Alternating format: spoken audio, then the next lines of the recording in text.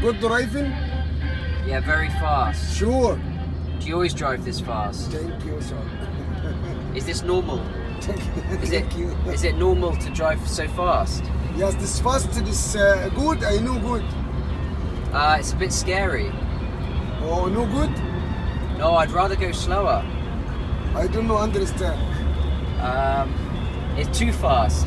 Too fast to this. Is Yeah. you driving crazy? Yeah, a little bit, yeah. It's crazy driving. Why? Crazy? Yeah. Why? No crazy. No crazy.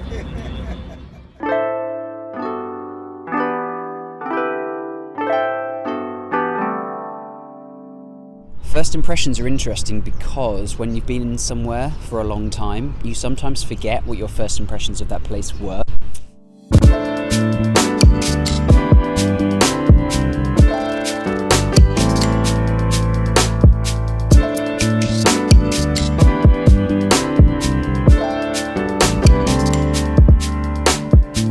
I am really happy to be bringing you this video from the River Nile. I can't believe I'm even saying that. This is the River Nile, guys. Right behind me, that is the river. We all learned about it at school. It's the longest river in the world. And on this evening, this fine evening, it looks totally stunning. It looks gorgeous. That's the word I overuse, but this truly is stunning. That's good. Get it ready. 3, 2, 1. Yeah. Smile. Good. Okay. Cool. Nice to meet you all. I love you. Oh, thank you. I'm in a nice part of Cairo, as in quite like a posh part, I guess you could say. And my first impressions of Cairo are that there aren't many posh parts, you know, and that's not necessarily a bad thing, but it's a crazy city. Absolutely crazy. I've been to 40 countries, I've been to 100 cities, but this is the craziest place I've ever been. There's no doubt about it. I've been to Indian cities. I've seen how lots of Indians do their stuff, like driving and stuff like that, but God, this is mental. This is mental.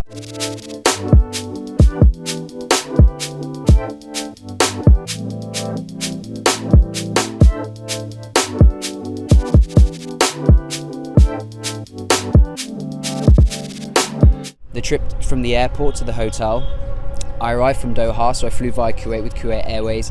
The trip from the airport to the hotel that I'm staying at, which is down by the pyramids, I never have been so kind of shocked in a car. I thought we were going to take off, and not in a good way. So I guess that's the first thing I want to talk about, just the driving. It's absolutely crazy. But you get scenes like this. You get to stand on the longest river in the world, you get to see the pyramids, you get to see some of the world's oldest history, you get to meet some of the friendliest people, I think, that exist. And blimey, well, what else can I say? This is first impressions, let's not get too far into it, but I really hope you enjoy this video. Honestly, guys, if you're Egyptian, thank you for welcoming me so much to your city, to your country. Say hi, you can wave, yeah. Hi. Hi.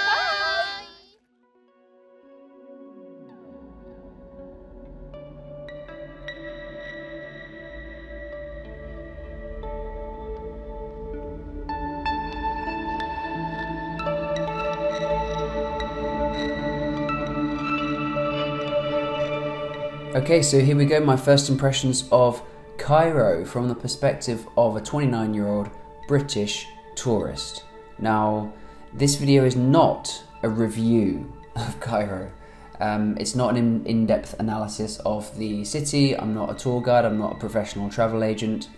All I'm doing here is just sharing with you guys, well, with YouTube, with the world, my first impressions of Cairo. So I'm going to talk about the good things, the bad things, what you might expect to see, and just share some experiences. So, first of all, Cairo is, there's never going to be a shortage of something to do in Cairo. It's a city which is so much bigger than I ever thought it was.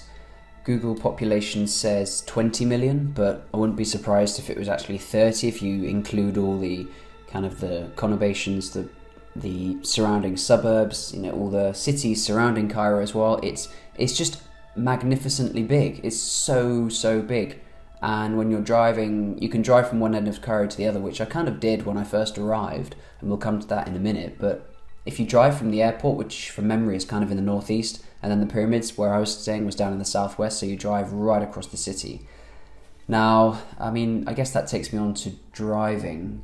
The roads here are like not particularly well maintained compared to what you may or may not be used to.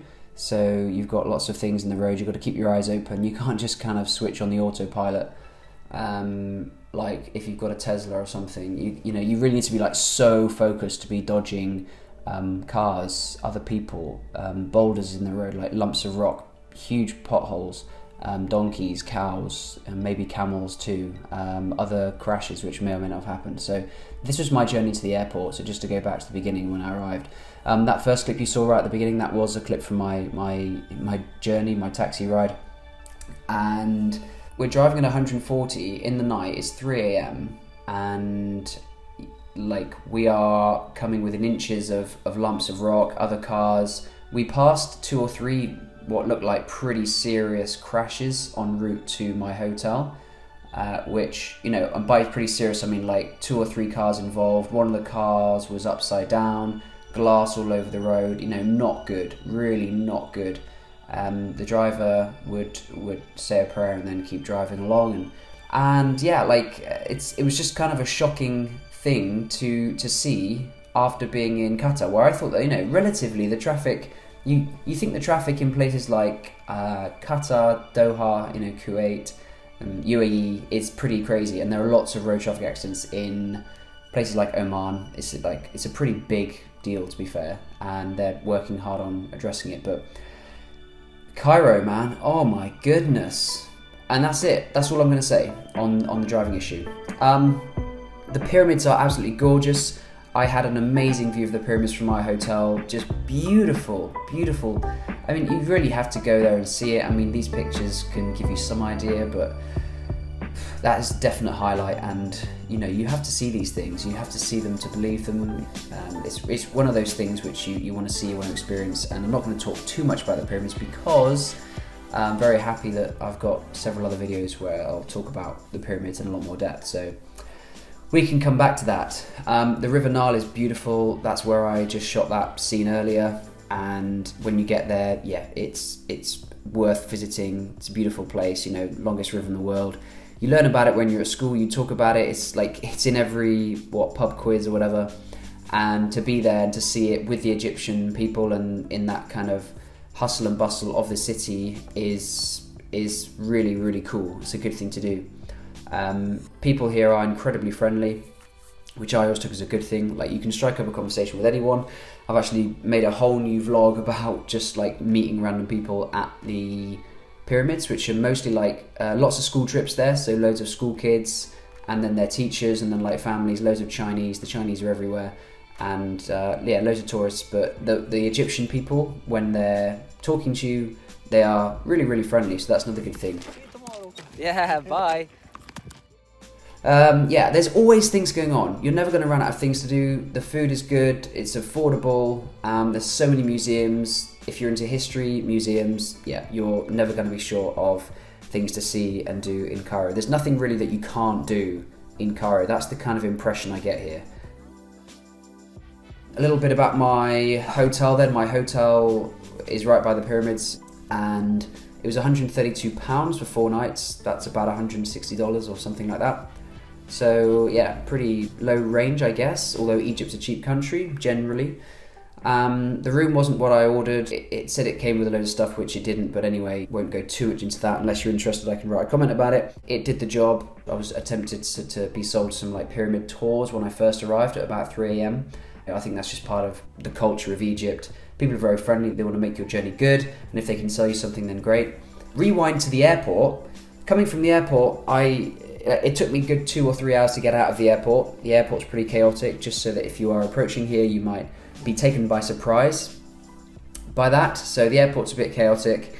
You might go through 4 or 5 not particularly secure security points, security checks.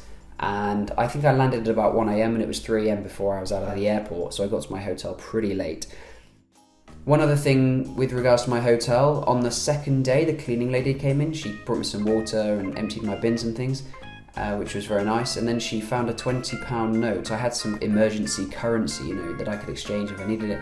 carried some British money, some American money, and also, I mean, I've been traveling so long, I have, like, my wallet is full of, like, a lot of different currencies. Anyway, this cleaning lady came in, she picked up the £20 note, and she was looking at it, taking pictures of it, and then she said, "Can I have it?" She just said, "Can I have it?" She just asked to take it. Very confident lady, so quite an interesting cultural difference. I can't imagine that happening, well, anywhere. Not in England, not in Doha, not in any of the Gulf countries, which I have to say I'm more familiar with. But yeah, I thought that was kind of funny. You know, we had a laugh, we spoke some Arabic together, and she was nice enough, but yeah, very kind of ballsy, I think. Yeah.